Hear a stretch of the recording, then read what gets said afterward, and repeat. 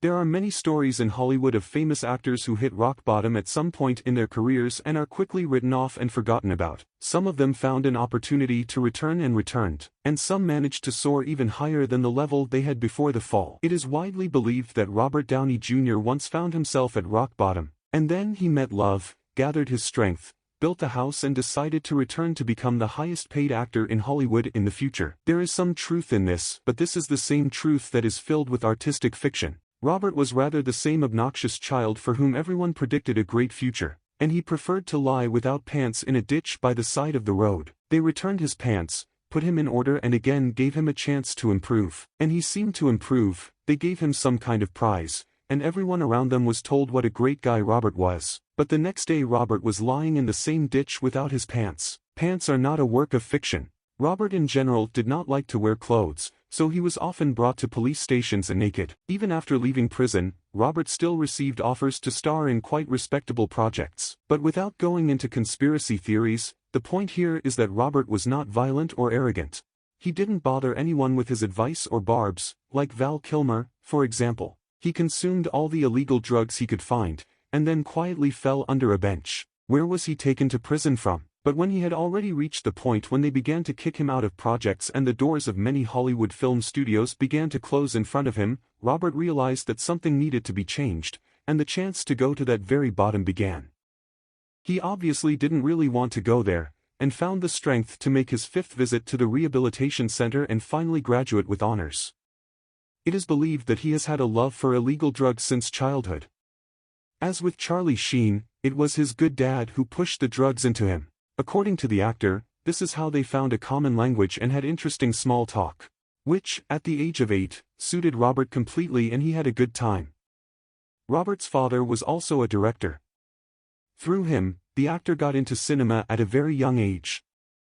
And already in the early 80s, he stopped jumping into roles of the 10th Plan and decided to conquer Hollywood. It began to work out somewhere in 1985, when he got into the comedy Oh, This Is Science, for the 2nd role. More supporting roles followed in various comedies, like Back to School, which also performed well in theaters. Back to School grossed $91 million against a budget of $11 million. Since 1987, he begins to appear in films in the foreground, in one of the main roles. Here we can highlight the film Less Than Zero, where Robert played. Everyone was surprised at how realistic his portrayal of the drug addict character was. The film, however, was unsuccessful, like all the actor's other works. Until the early 1990s, Robert Downey Jr. failed in 7 films in a row. He was saved from the cheapest projects by Mel Gibson, who cast Robert Downey in his film Air America, although the film also failed at the box office and was crushed by critics. But the actors were praised, and Downey was praised almost more than Mel Gibson. Robert himself will later say that the film turned out great, but he no longer wants to experience such filming. For example, in one scene in Air America, Robert Downey was holding a rope in the air.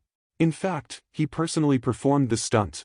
Director Roger Spottiswoode didn't want to use combination photography because it would look too unnatural. Therefore, he was going to remove this episode from the film if Robert did not personally participate in the filming. Downey thought and agreed, and then talked about how much he had to endure in the air. After Air America, Robert was invited to the comedy Chaplin appeared with the film Natural Born Killers, and took there those who liked to work out before filming. Robert's role was a supporting one, but this film was a box office success. They began to shower the film with various awards and talk about what talented actors appeared in it.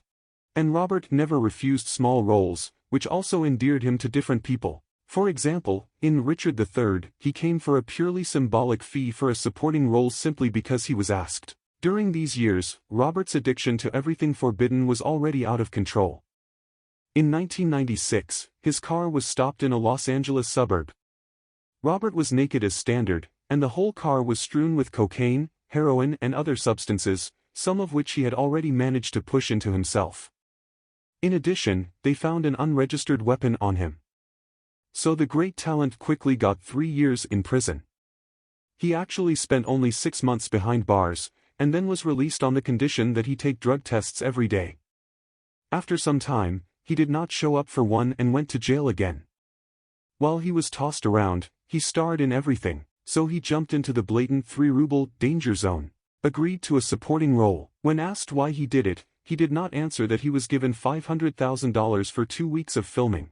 During these years, he played supporting roles in the completely failed Elvis Has Left the Building and in the worst film in the history of Hollywood, which, according to the actor, is The Servant of the Law. He says he has never read a more disgusting script in his entire career, but they offered him a lot of money, so there was no way out. For the sake of money, he even refused one of the main roles in the film Savagery, where he was offered less. In 1999, he was back in prison, having failed a court-ordered drug test as before. After which he was again sentenced to 3 years, without parole. He spent 1 year behind bars. Upon leaving, he again promised everyone to improve and received a role in the TV series, Ally McBeal. For her, he was immediately showered with various awards, one of which was the Golden Globe. There were no offers for the actor, and here Mel Gibson helped, who had been friends with Downey since the days of Air America and facilitated his trips to various clinics. At first it was assumed that Mel would play the main role in the low-budget film The Singing Detective, but when Gibson saw Robert crying at the audition, he pulled him into the project and gave him the main role, playing a secondary role himself.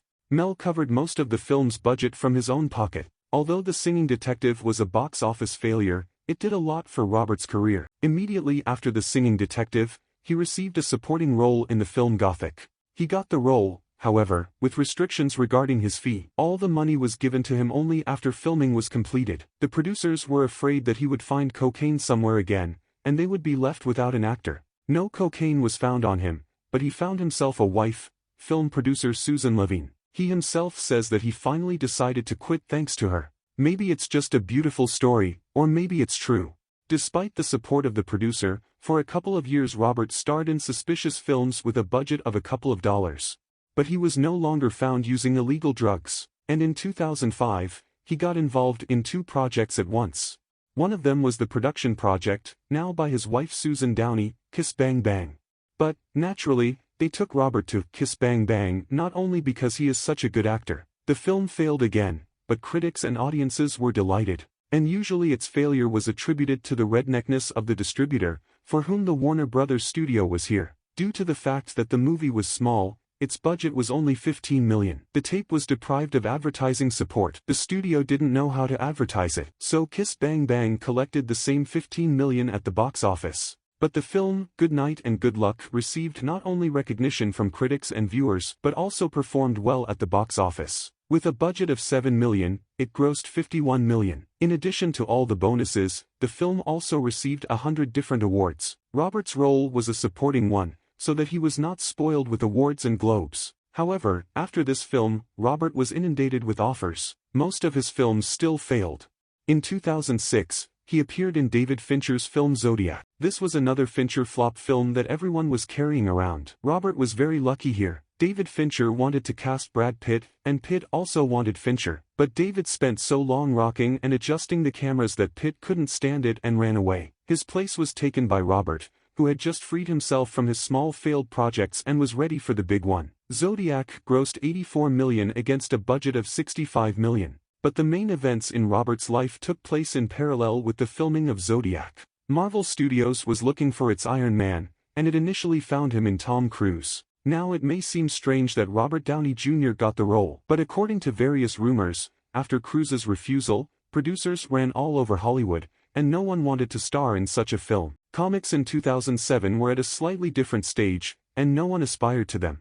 Rachel McAdams officially turned down her role in Iron Man, only to wrest her hands from the producer's hands a few years later by signing on for Doctor Strange. Nobody believed in Iron Man. And here the director, who failed in 2005 with Zodiac, will be watching everything. And not a particularly famous hero. In general, it is again officially believed that Jon Favreau approached Downey's candidacy. He believed that such a drug addict and alcoholic was the best option to play a genius, billionaire, playboy and philanthropist. Downey didn't have much to choose from, so he immediately agreed, for which he received $500,000. All the main actors got more. Even Terrence Howard received $3.5 million for the film. The 40 millionth film hit theaters in 2008 and grossed $585 million worldwide. Robert Downey unexpectedly became a big star for everyone, including himself. He had no more problems with offers. For Sherlock Holmes, in 2009, Robert had already asked for $9 million. Before this film, Downey's maximum fee was $2 million for Officer of the Law. For the second Iron Man, the actor has already received $3.5 million. But Robert began to increase his fee with each of his new films. For the second Sherlock Holmes, in 2011 there are already $15 million. And in 2012, the first Avengers arrived in theaters. Robert has already asked for $25 million for them. All other actors in the film received half that figure combined. But after the release of the Avengers, Downey received another $25 million as prescribed bonuses. He jokingly called them interest on the $500,000 fee for the first Iron Man. A month after the release of The Avengers, filming of the third Iron Man began, for which Downey had already asked for $50 million immediately, without any interest. In the wake of The Avengers, the third Iron Man grossed $1 billion $214 million. Immediately after this film, Downey decided to take a year off and, together with his wife, produced the film, The Judge. Robert played in this film the role of a famous lawyer, the best, everything as it should be. And with this best Robert will only defend scoundrels, for, as he himself claims, an honest man cannot afford his services. For Avengers, Age of Ultron in 2015 and Captain America, Civil War in 2016, Downey received $50 million each. Since the fees of all the actors also increased, he no longer had such an advantage as in the first Avengers. Films became more and more expensive. Age of Ultron with its reshoots ran away over $300 million budget, but the box office of $1,412 million paid for everything. Confrontation did worse at the box office, but since not all the Avengers were involved, its budget stopped at $250 million. So the box office of $1,153 million brought in slightly less money than Age of Ultron. For the 10 minutes that Downey spent on screen in the film Spider-Man: